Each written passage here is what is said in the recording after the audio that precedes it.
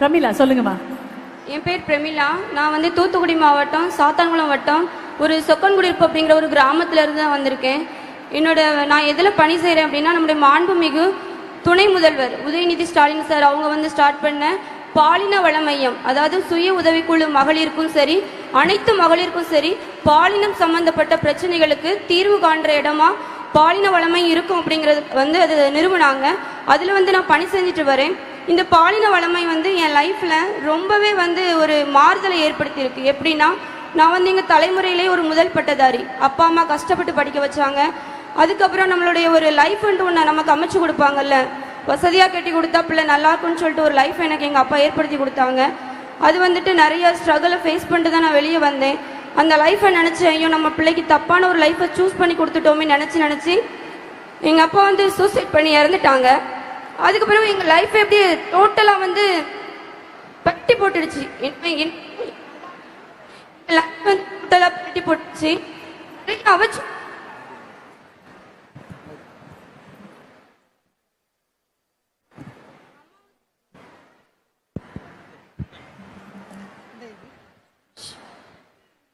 நிறைய அவச்சொல்லுக்கு ஆளானோம். அம்மாவும் சரி நானும் சரி. ஏன்னா நம்ம சொசைட்டி அப்படி ஒரு பிரச்சனையில ஒரு பெண் மாட்டிக்கிட்டான்னா நிறைய வார்த்தைகள் பேசுவாங்க. அப்படிதான் நிறைய அவச்சொல். அப்புறம் 1 இயர் கழிச்சு எனக்குன்ட்டு ஒரு என்னையே பிடிச்சிக்கிட்ட ஒருத்தர் வந்து என்ன திருமணம் செஞ்சாங்க. என்னுடைய லைஃப் நல்லாவே இருந்துச்சு. அப்பவும் இந்த சொசைட்டி என்ன விடல. நிறைய ஒரு பழிச்சொல், அப்பவும் ஒரு பழிச்சொல்ல வந்து என் மேல திணிச்சுக்கிட்டே தான் இருந்தாங்க. கடைசியில தான் நம்முடைய சுய உதவிக்குழு மூலமா வந்து மகளிர் திட்டத்துல இருந்து இப்படி ஒரு வேலை வாய்ப்பு போட்டிருக்காங்கம்மா பாலின வளமையத்துல வந்து. அப்போ வந்துட்டு நான் கேட்டேன் இது எந்த மாதிரி ஒரு பணி அப்படின்னு சொல்லிட்டு. அப்போ கேட்கும்போது தான் இது மகளிருக்கு உண்டானது.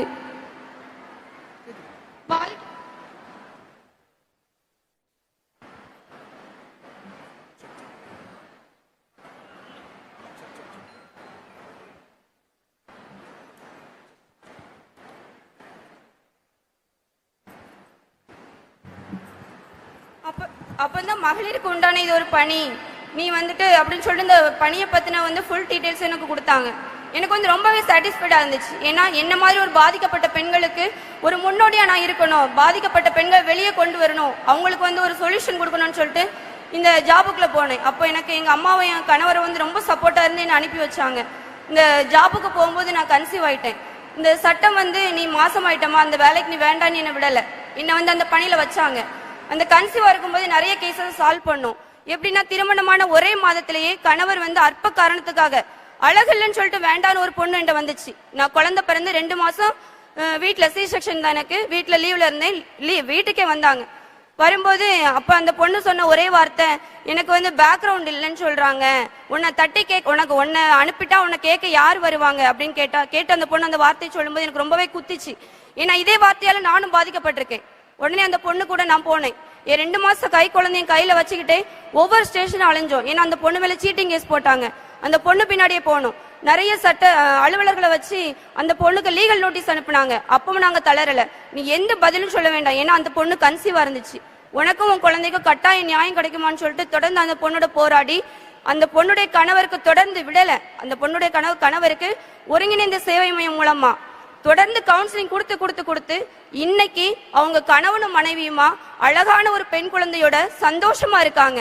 அது மட்டும் இல்ல, அதுக்கு அடுத்து நாங்க வந்து ஒவ்வொரு ஏரியாவை போய் கேம்பெயின் பண்ணுவோம். அப்படி பண்ணும்போது ஒரு அம்மா வந்துட்டு என் பொண்ணு ஹஸ்பண்டோட சண்டை போட்டு காட்டு பகுதியில 2 வருஷமா 3 பெண் குழந்தைங்களோட இருக்காம்மா, எப்படியாவது அந்த என் பொண்ணை என்கிட்ட மீட்டு கொடுத்துருங்கன்னு சொல்லிட்டு நம் தோழிகள்னு சொல்லிட்டு எங்க ஏரியாவில் ஒவ்வொரு அமைப்பு இருக்குது, அவங்க கிட்ட சொல்லி கதறி அழுதுருக்காங்க.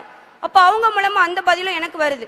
நான் உடனே என்ன பண்ணோம், அந்த சரௌண்டிங் ஸ்டேஷன் அவங்க கிட்ட ஹெல்ப் கேட்டு சைல்டு டிபார்ட்மெண்டோட உதவியோட அந்த காட்டு பகுதிக்குள்ள அவங்க போய் அந்த 3 பெண் குழந்தைங்களையும் சரி அந்த லேடியும் சரி மீட்டு கொண்டு வந்து அவங்க தாயிட்ட இப்போ ஒப்படைச்சு அவங்க அந்த 3 பெண் குழந்தைங்களும் இப்போ கல்வியை தொடர்ந்து படிச்சுட்டு இருக்காங்க. இது மட்டும் இல்ல, 70 வயசு மதிக்கத்தக்க தாத்தா வயது முதிர்ந்த பெற்றோர் குடிகார மகன் அவங்களை காப்பாத்தி இன்னைக்கு அவங்க சந்தோஷமா ரொம்ப சந்தோஷமா அந்த தாத்தா உழைச்சுதான் சாப்பிடுறாங்க.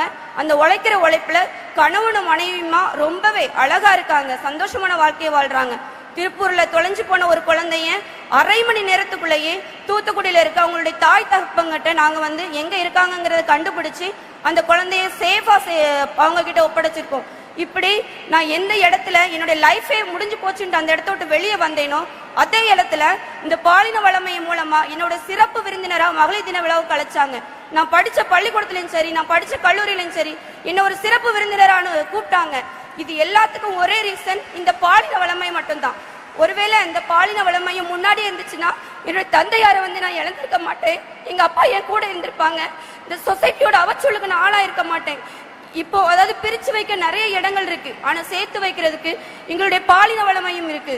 இந்த பாலின வளமையும் நிறைய குடும்பங்களை ஈகோங்கிற ஒரு வார்த்தையை வச்சுக்கிட்டு எங்களுக்கு டிவோர்ஸ் வேணும், எங்களுக்கு இழப்பீடு வேணும்னு கேட்டு வர நிறைய பெண்களுக்கு தொடர்ச்சியா நாங்க ஒருங்கிணைந்த சேவை மையம் மூலமா கவுன்சிலிங் கொடுத்து இன்னைக்கு பல குடும்பங்களை நாங்க சேர்த்து வச்சு அவங்க நிறைய பேர் சந்தோஷமா இருக்காங்க. இந்த அத்தனையும் உருவாக்குறதுக்கு ஒரே காரணம் இந்த பாலின வளமையும். இந்த பாலின வளமையத்தை உருவாக்கி தந்த துணை முதல்வர்கள் அவர்களுக்கும் தமிழக அரசுக்கும் எங்களுடைய நெஞ்சார்ந்த நன்றி.